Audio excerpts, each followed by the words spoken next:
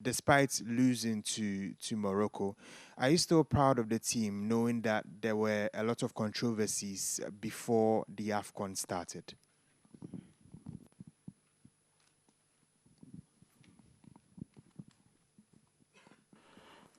Oui, mon ami, on est satisfait de ces garçons-là parce ils ont donné beaucoup d'émotions au peuple camerounais et c'était ça le but. Donc voilà, on sort ici. La petite était déjà là. Bon, malheureusement, le Maroc nous a coupé les herbes aux pieds. Donc on va rentrer tranquillement et continuer notre progression.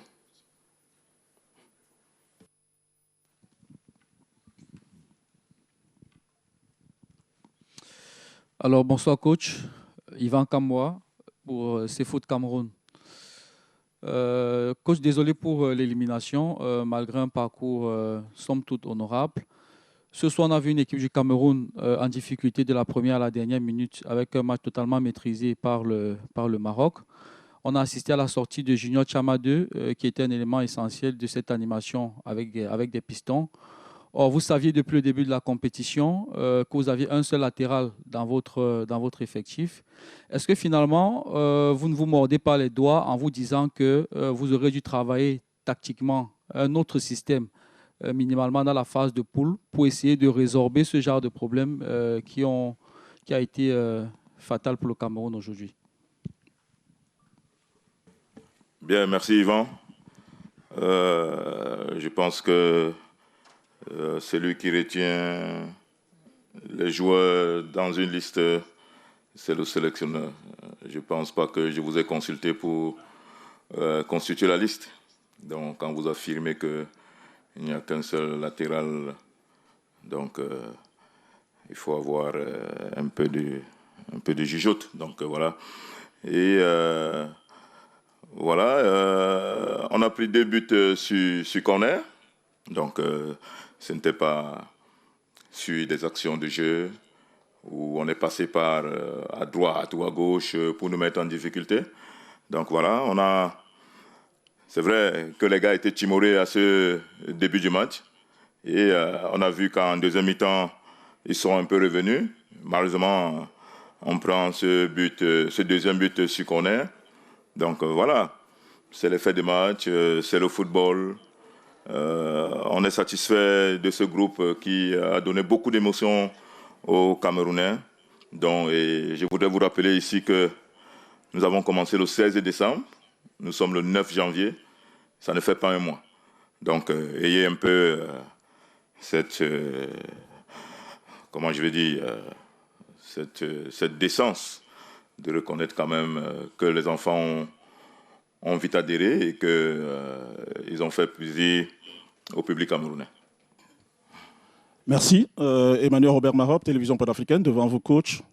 Ah ouais, vous le disiez, honnêtement, je vais dans votre sens, très peu de temps de préparation, mais vous affirmiez, avant que d'arriver ici au Maroc, que votre objectif, c'était les quarts de finale. Objectif somme toute atteint d'ailleurs.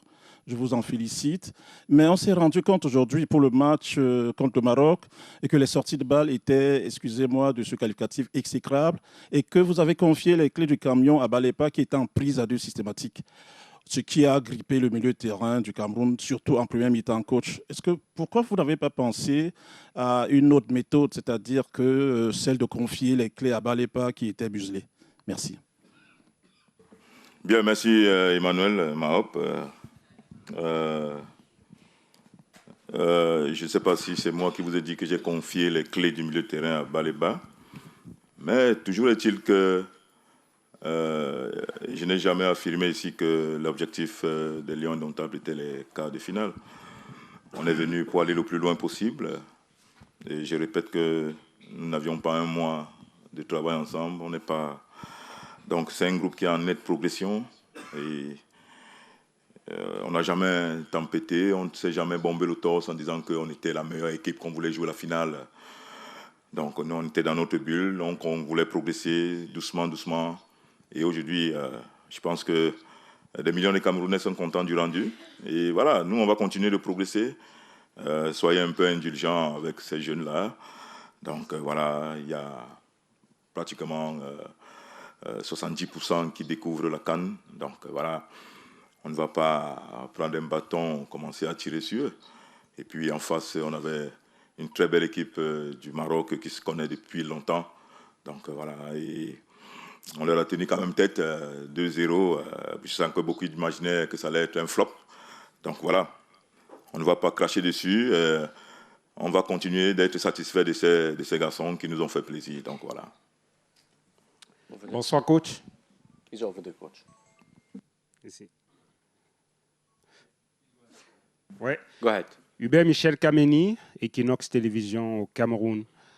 Déjà, mes félicitations pour ce parcours, on va le dire, honorable, parce qu'on connaît quand même les circonstances qui vous ont amené ici au Maroc. Mais la question que j'aimerais poser ce soir est celle de savoir, on vous a vu très tendu sur le banc de touche, crier entre autres sur le 4e arbitre. Et comment avez-vous apprécié l'arbitrage de cette rencontre-ci? Et pour la deuxième question, j'aimerais quand même que vous nous dites, est-ce que c'est le public du stade du Prince Moulay Abdellah a-t-il eu raison sur les Lions? Parce qu'on a aussi observé qu'il y avait beaucoup de tension entre les joueurs. Merci. Oui, merci Kameni. Je vais rester constant et je ne vais pas changer, je ne parle pas pour faire plaisir. Donc j'avais dit ici que l'Afrique regorge des meilleurs arbitres et je reste constant là-dessus. Il y a des faits de jeu qui peuvent arriver. On peut se plaindre, on peut crier, mais la réalité là, l'arbitre est le maître du jeu, c'est lui qui dirige et voilà, on se plie aux lois du jeu. Il les applique simplement. Donc voilà, ça peut arriver qu'on s'emporte, qu'on crie après les arbitres, mais ça reste des hommes, ils peuvent se tromper de bonne foi. Et voilà, mais à la fin, on finit toujours par s'entendre. Donc avec le 4e, on riait, on causait, on se disait certaines choses, on se calmait, donc voilà.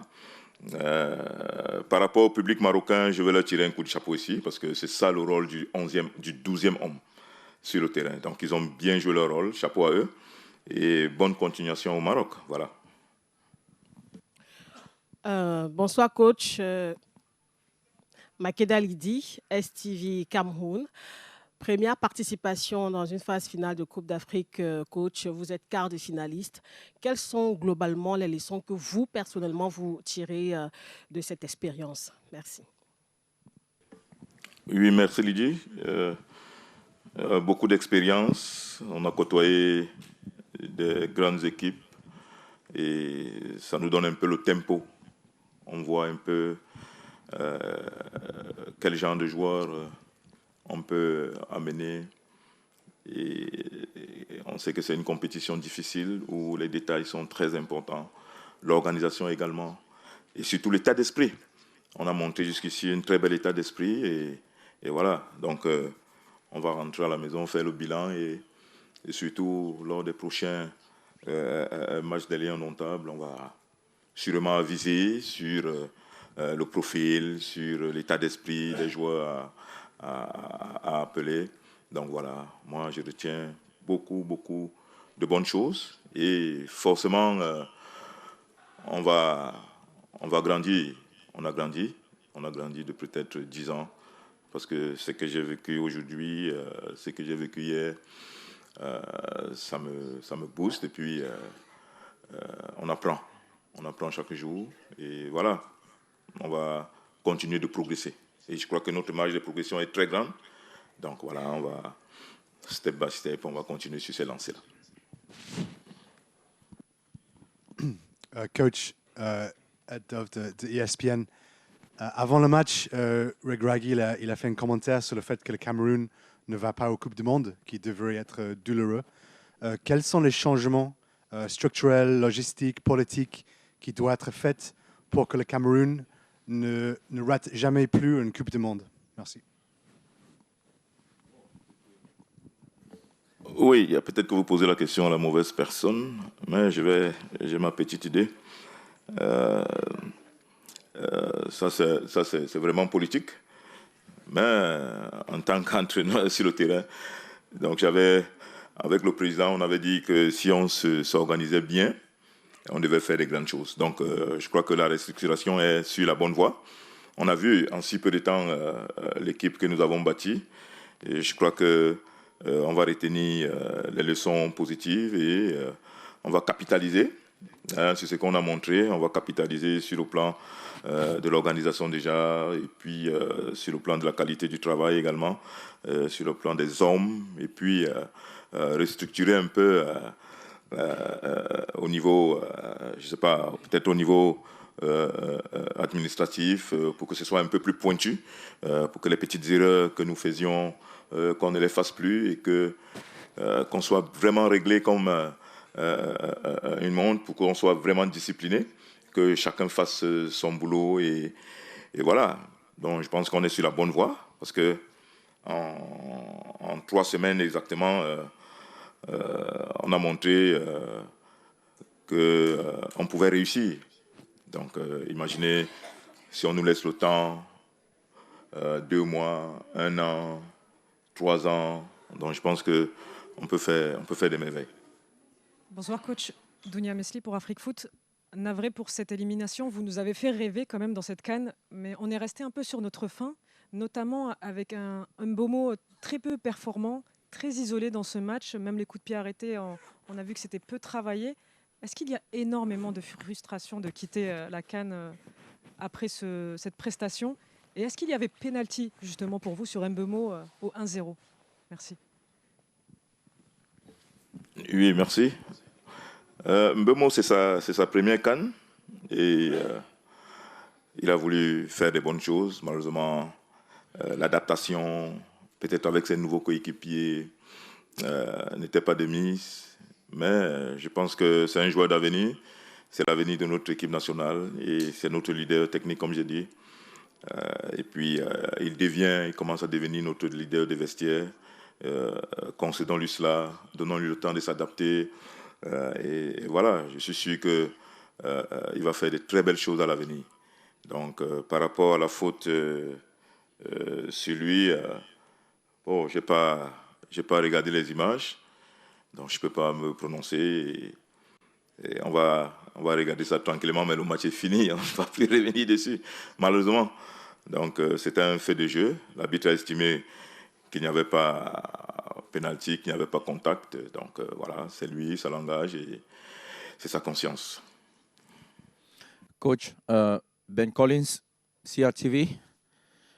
Coach, we must commend your efforts taking the team to the quarterfinals. Congratulations for that. But I want to find out if you are really satisfied with the officiating.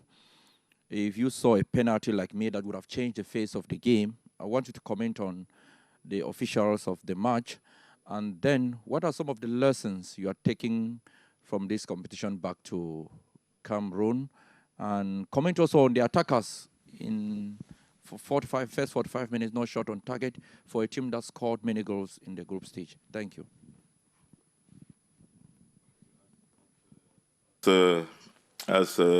Thank you, Ben Collins. As I tell to your colleague, I've not watched the video, I not studied the image, so I can't say that penalty or not. So let me go see and watch what happened exactly.